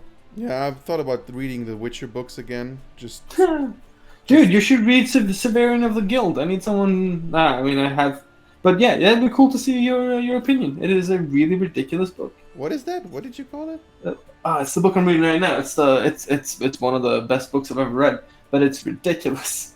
It comes off as a classic sort of fantasy tale, but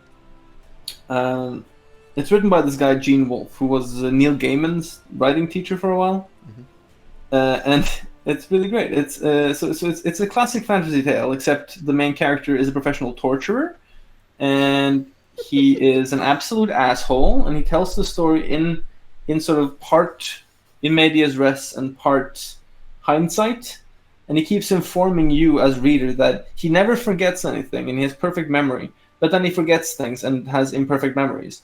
So he's like the definition of a biased and untrustworthy narrator, and it's a story where like he keeps pulling the rug out from under you, where you think you figured out what's going on, and then it's like, no, it wasn't that either. God damn it!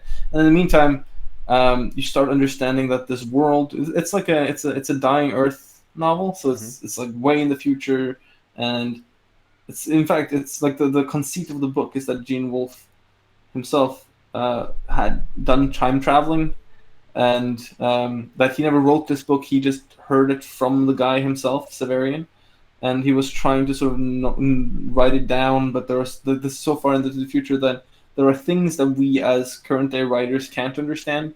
So part of the unintended conceit is that it's a fantasy novel because he has to use things that we can understand, like conceptually, but they still give us like the wrong idea.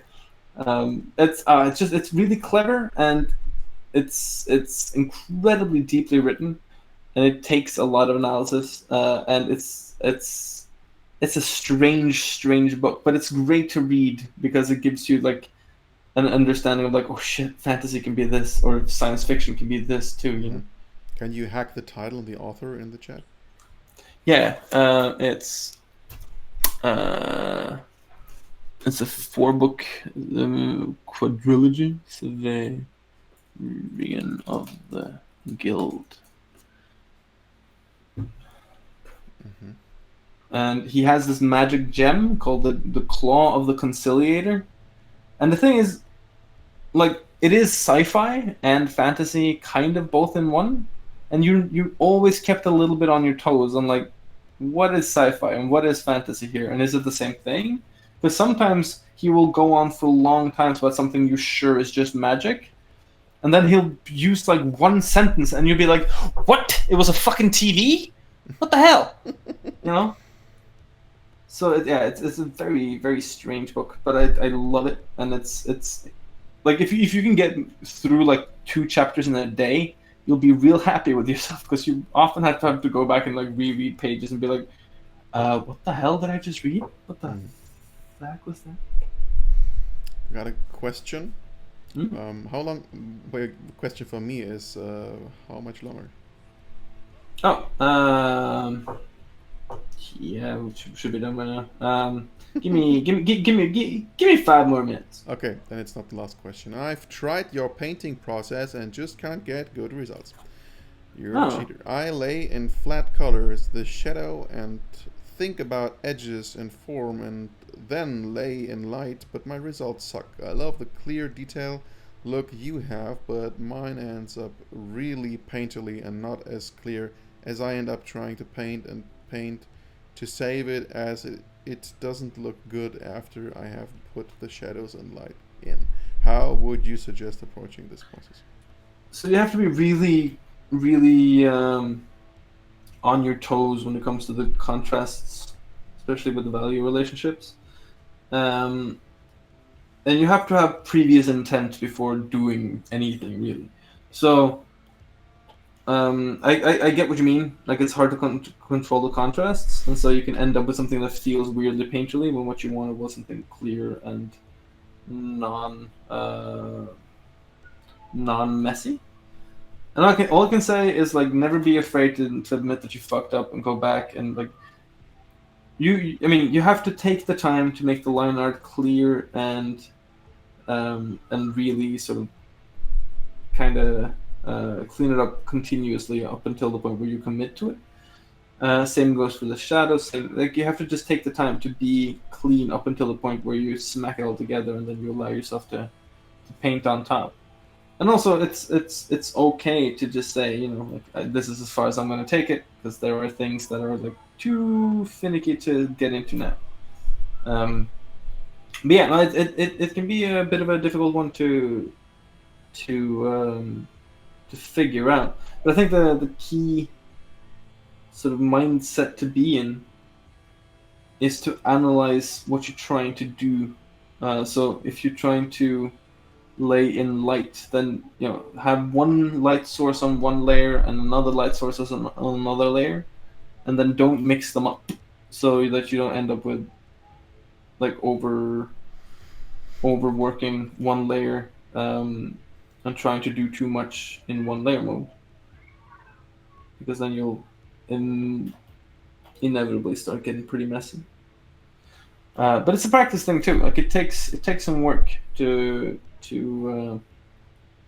quite figure out how to do this. So don't be disheartened if it's a little difficult.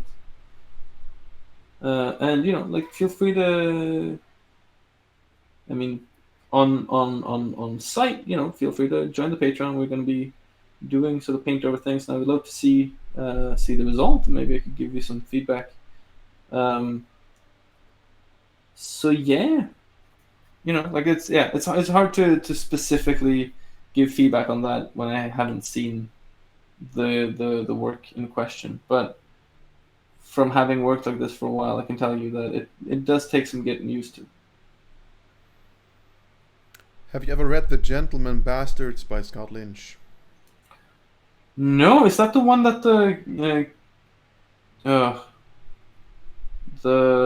new Kingsmen, not the spy movie, goof movie, but the other one? Is that the one that's based on? I'm not sure, but that sounds awesome.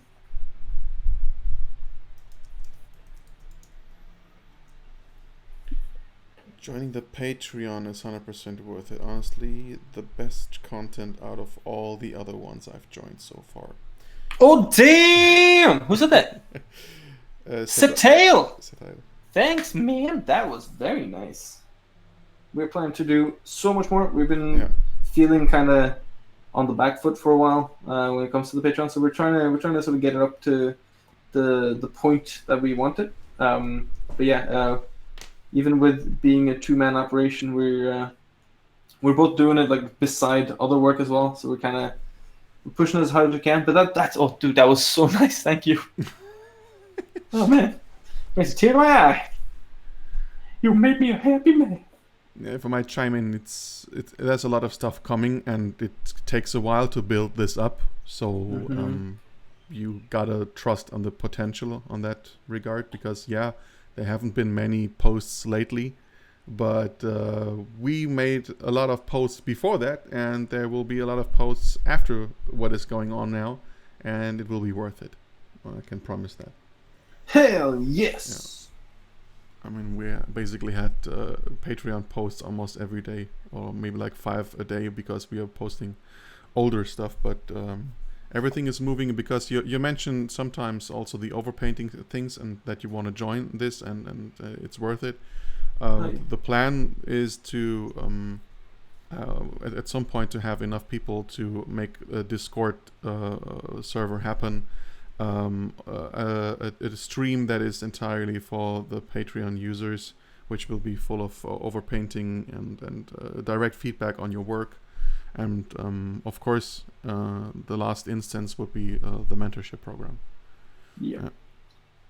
Oh wait, you know what I totally forgot to do on this game? All right.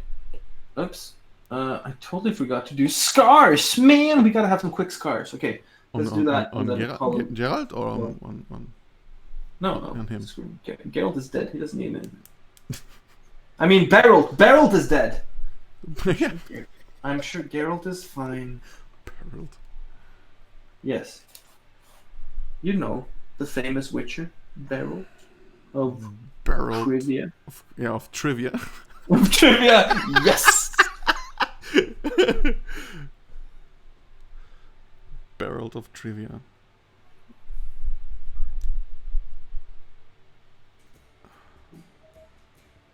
Oh, by the way, has anyone else been doing little Wolverine sketch-a-rooney lately? Because goddamn, I gotta say, I really hope we can have something else on superheroes, because as much as I think Wolverine is fun, you made one now. Yeah, I know, that's enough for a while.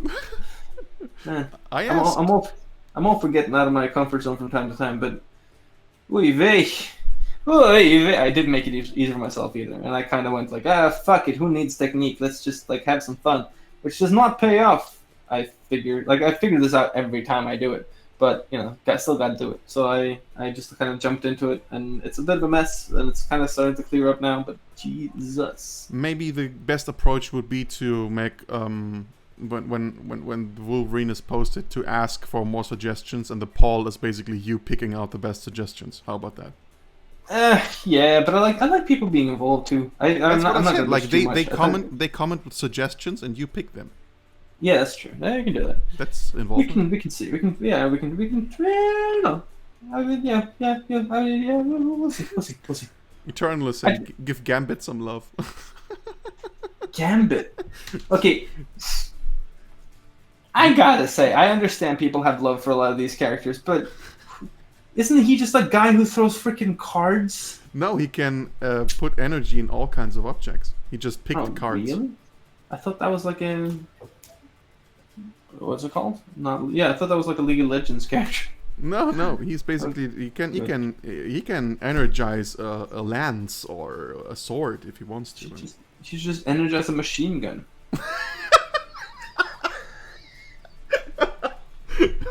Yeah, probably, but then he would end up being the next Iron Fist, right? I mean, yeah, she just energized some tanks. Just have a fleet of Bradley fighting vehicles. Yeah.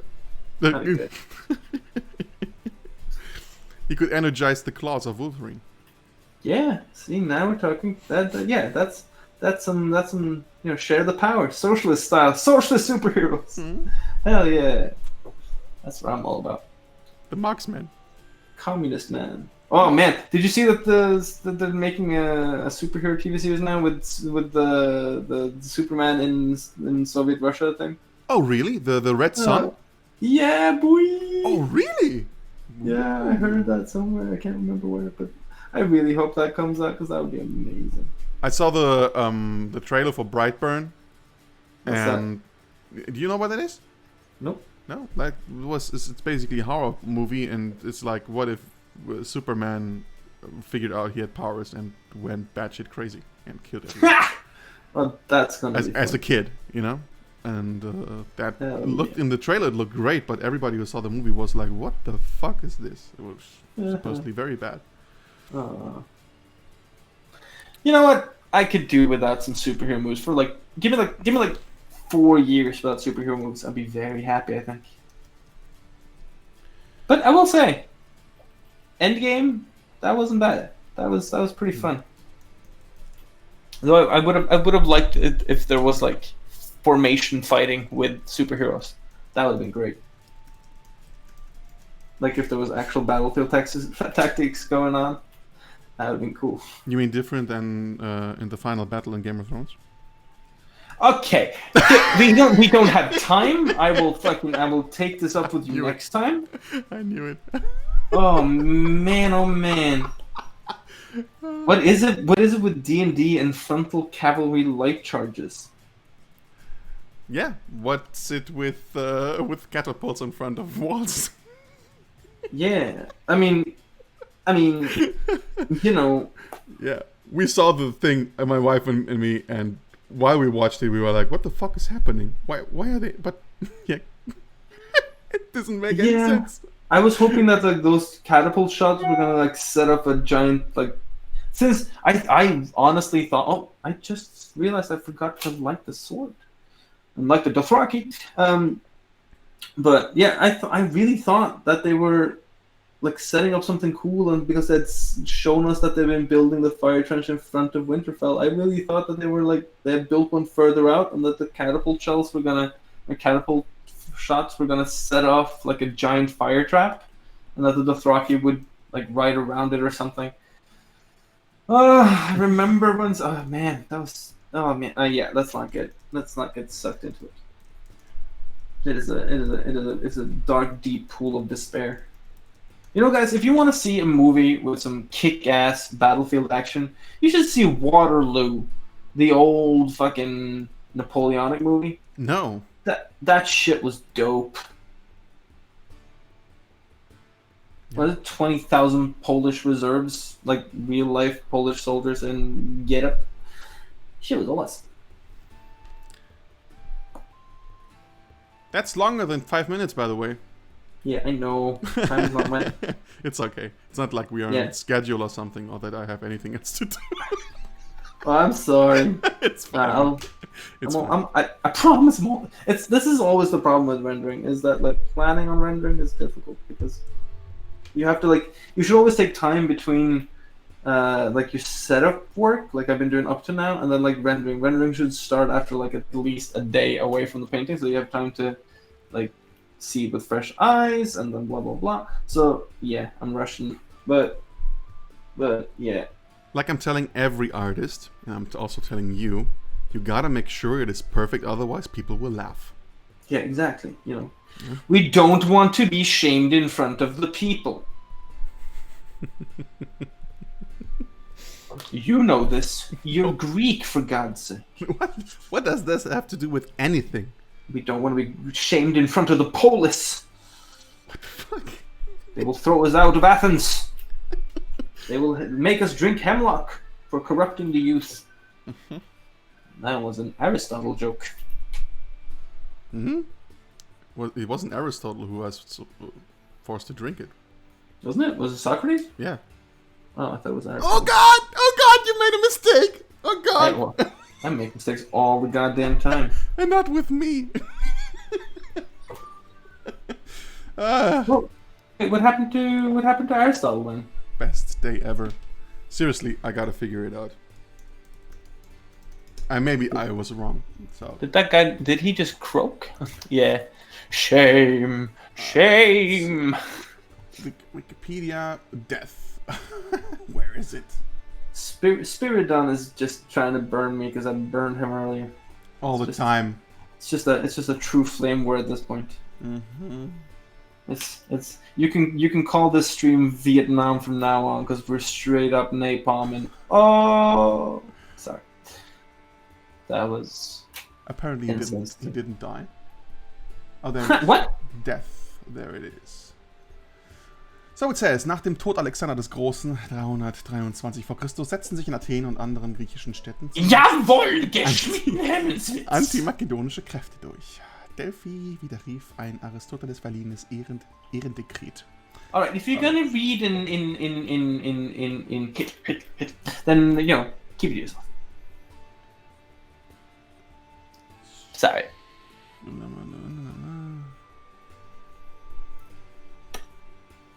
He was sentenced to Such death. Huh? He was sentenced to death. Aristotle? Yeah. Okay. He left So- Athens.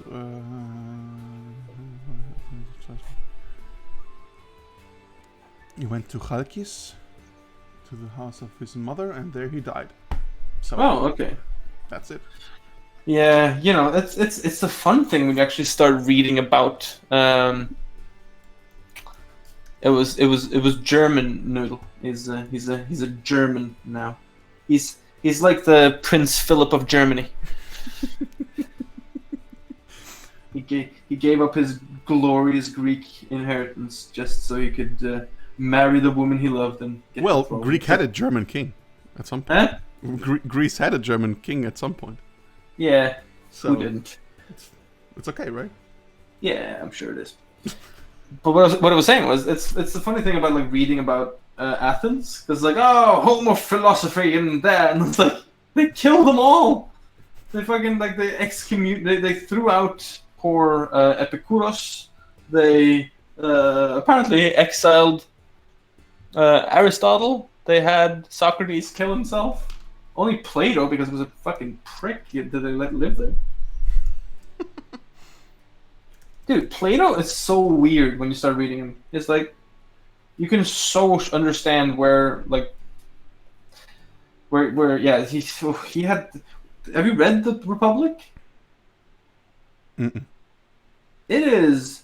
He has some strange... We should talk about that next time. I'm gonna call this done now. Yeah, he has some strange ideas about what it would take to make a functioning republic for people. Essentially, he doesn't want people. Question to the chat: did the quality of the stream just got worse for you guys? Because for some reason here at my window, it appears to be more pixeled. I'd like to know that. Nope. Yeah.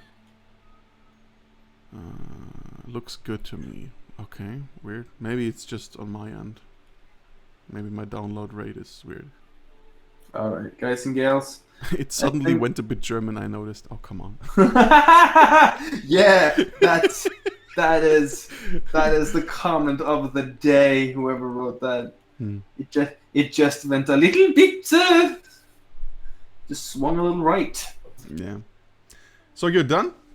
Yeah, I think so. I think we're gonna call it here. All right.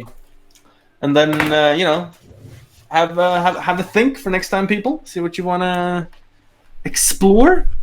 But yeah, for now, I think we're gonna call our little Witcher Hunter done. I'll be posting them up with a short vid later today, I guess, and then we'll post the longer vids for the patrons and stuff later. So I hope you guys had a good time. Thanks for hanging out, and hope you'll come back for the next one. And yeah.